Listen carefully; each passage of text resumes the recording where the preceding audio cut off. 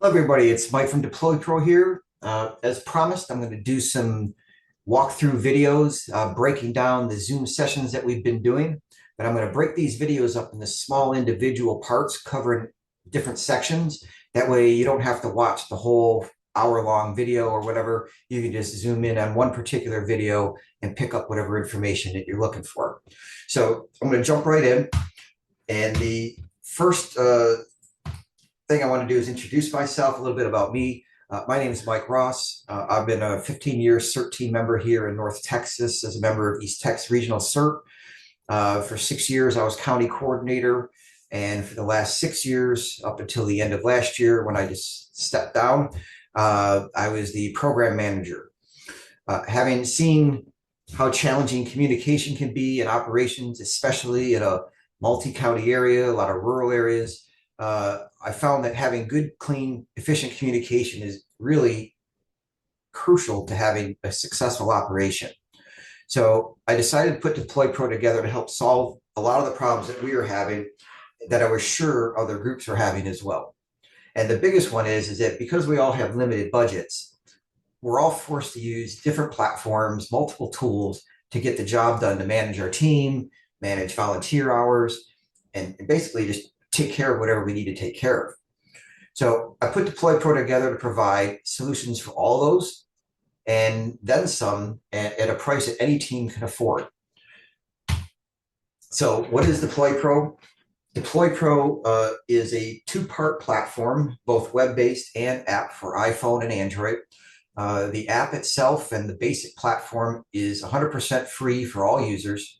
The app will ask you to pay $9.95 one time to get rid of some small ads at the bottom of the screen, but those ads really have no impact on the functionality. So you have 100% usability even if you have the ads. So the app is free for any CERT team member or anybody else that wants to learn preparedness or needs the app for some kind of a operation. The system comes with an app with mapping, so team members are being able to be seen out on the map, drop markers on the map, whatever you might need to do using the mapping piece. There's a triage section allowing team members to learn how to not only triage victims, but also keep count on victims and share that data back to command. There's a notepad, a camera, there's a whole reference guide that basically has most of the G317 in it with terms of all the information that you might actually need to use in some sort of a real world situation. There's an alert function so that team members can help alert other team members if they're in trouble. And there's also a user manual in there. So if you ever need help, you can always refer to the user manual to get you out of trouble. Deploy Pro Plus is the team subscription.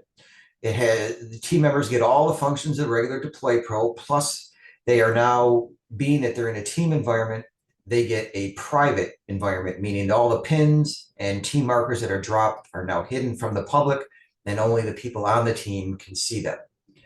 You also get a whole web-based team management system where you can manage your team, events, volunteer hours, which is great for reporting at the end of the year, save you tons of time. Partnerships, meaning if you operate with other teams in the area that are also using Deploy Pro Plus, you can partner with those teams, and then when the operation is over, you can break the partnerships and go back to having a private environment again. You can use messaging, push notifications through the system to do call outs for team members. And there's also a fundraising module in there allowing you to actually raise money by getting sponsors for your platform. So using Deploy Pro to get paid. Great way to raise some money. So what I'm going to do is I'm going to start with the team management system. This is the screen that a team leader or a team member would open up to when they first log in. What you're looking at is a team leader screen. Team members do not have many of the functions that you see here on the screen because they're not team leaders. They don't need the ability for events and partnerships and things like that. So they get only the bare essentials over on the left. So you're seeing here, like I said, is the members screen.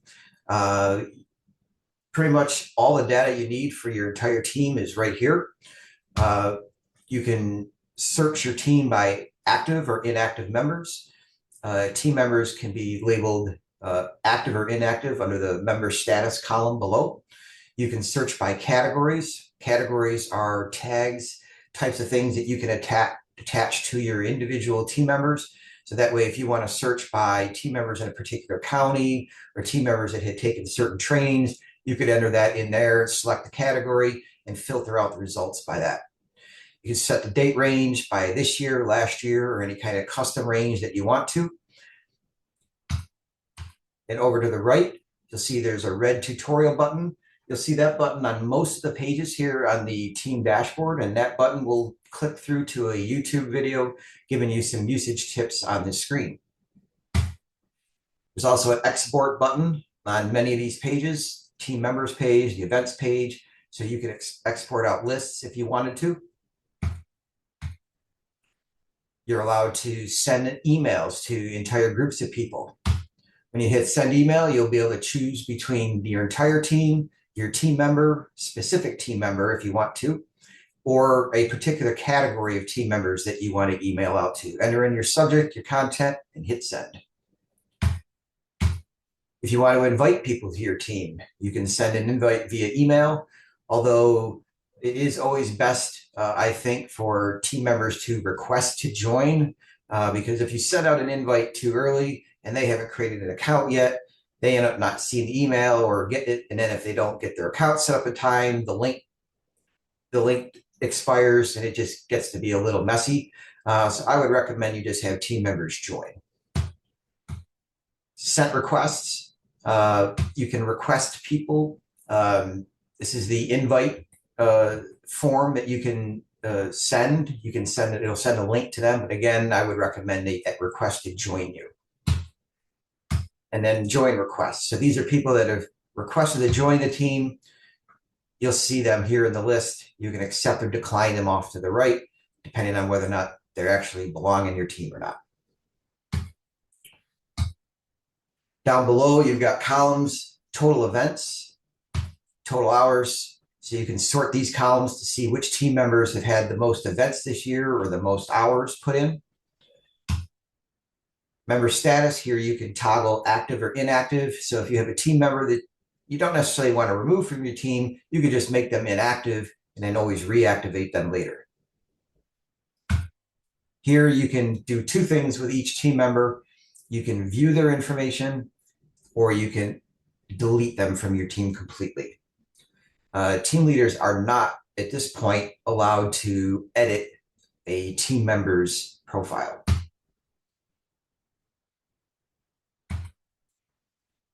So team members, when you're viewing a team member's profile, you can basically see all the information about them. Down below, you can't see it on the screen, but down below, I'm using a PowerPoint for this, so that way I can protect team members' private information. But down below, underneath this, there's a categories field. There's where you can add different categories per team member. So if you want to sort for them later on, you can always go back and sort by those categories. Up above, it tells you what events that particular team member has attended that year, and or time frame, and what their hours look like. And with that, that is the end of the actual team member module of Deploy Pro. And I'm going to do the next section in a different video. So check it out, and I'll talk to you then.